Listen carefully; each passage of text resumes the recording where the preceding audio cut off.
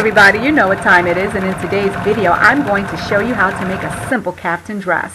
Caftans are no longer the boring house dresses they used to be. They're making a huge comeback in a very elegant and glamorous way.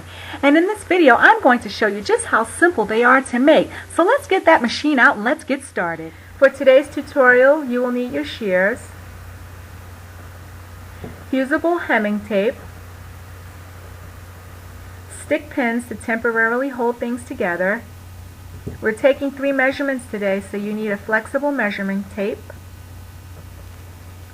You might need chalk, enough fabric to accommodate the measurements for front and back, iron with plenty of steam, and our sewing machine. For the measurements that we're taking today, the first one is going to be our wrist-to-wrist measurement. So you're going to extend the measuring tape from one wrist to the other and take that measurement. The second is the desired length. That's from our shoulder over the fullest part of our bust down to where we like the garment to hang, and add 2 inches. Our next measurement will be the neck deepness. We're going to take this from the side of our neck, give yourself a little room, diagonally across to the center of the chest, where we like the garment, the neckline to lay. Now we're ready to cut our fabric. So we have enough fabric to accommodate the front and the back. So the first thing that we've done after we got our width of our fabric is fold over the fabric and get our desired length. Now here I have a little bit of excess, so I'm cutting it off.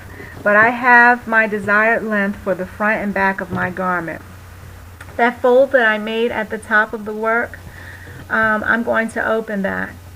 And once I open it, I will have 2 pieces of fabric. One will be for the front of the garment, and the other one will be for the back of the garment.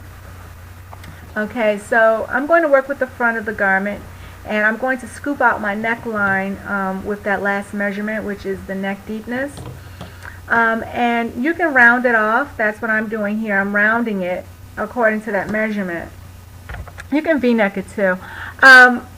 What I'm doing at this point is, I usually do this. I want to make sure that when the garment is finished, the garment will fit over the head comfortably. So to ensure that, I usually just take the back piece of the fabric, and I'm not showing it in this video, but I usually just pin it together, leaving the neckline open, of course, and then I will slip it over my head just to see if it slips over comfortably. If not, then that tells me I need to cut it a little bit bigger. So from there, I'm just going to zigzag stitch across the neckline. But you don't have to do that. You can sew it by hand or add hemming tape, and you can really be very creative at this part here of the neckline. You can even do embroidery there and put some backing to it. Okay, I'm going to put the right sides together and sew the front to the back straight across. And you can zigzag stitch or serge across there too. Now before I do anything else, see, the work is on the wrong side, so I'm just folding it over in half. And I'm going to taper the garment. This will give it a really feminine look.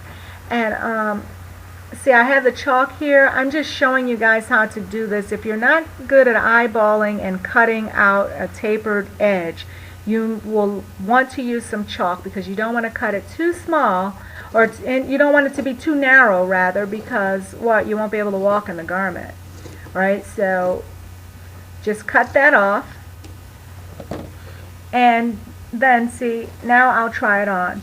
So we're trying on the garment, and here we are mapping out where we want that tie feature to go. I love the tie feature on the caftan. It really makes this garment say something.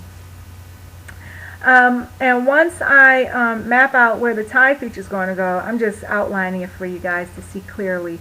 I will put a piece of fabric there. Now the fabric you can be creative there too.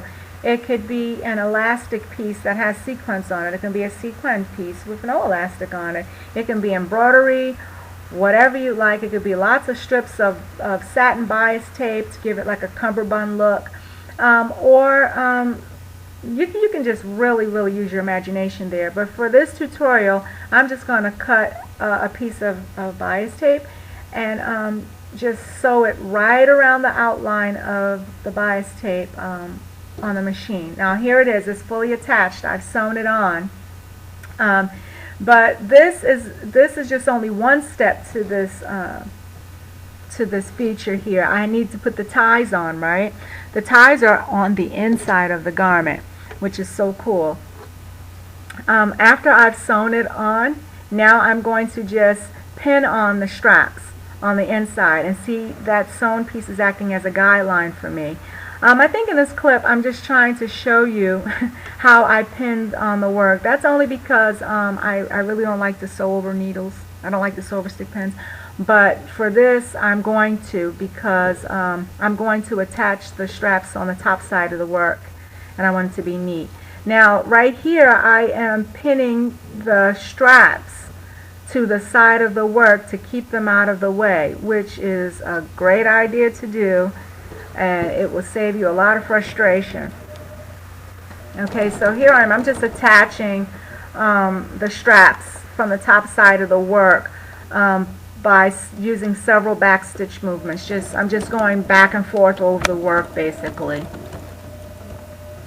Okay, and then my straps are attached. So after I cut all my strings and everything, I normally just tie those straps together to keep it out of the way. It's really very frustrating when you accidentally sew the straps to another part of the work and you have to go and everything. Okay, now I'm going to form the back neckline. That little zigzag stitch I made, normally I would use my serger. That's actually going to make a nice, neat little neckline for the back of the neckline there. So I'm just going to fold it back and give it a shot of steam to hold it in place, and from there I'm just going to sew it down. Like I'm just going to square it off. When I sew it down, I'm just going to square it off. See? That's all I'm going to do, and that makes it look so neat. See that? Nice and neat. Okay, and I'm going to try it on again. Let's try this on and make sure that the ties are in the right place, that I don't have to reset anything, and that everything is just on there really well. I usually don't have to reset anything because I take all these little extra measures in between to try it on and stuff like that. Now from here we're almost done this garment. Only thing I have to do is where the openings are at the hands or at the wrist, I want to neaten that, and I'm going to sew it down. Make sure that you leave enough room to be able to pull the garment up if you have to. If you have to pull the garment up over your elbows or anything, leave enough room.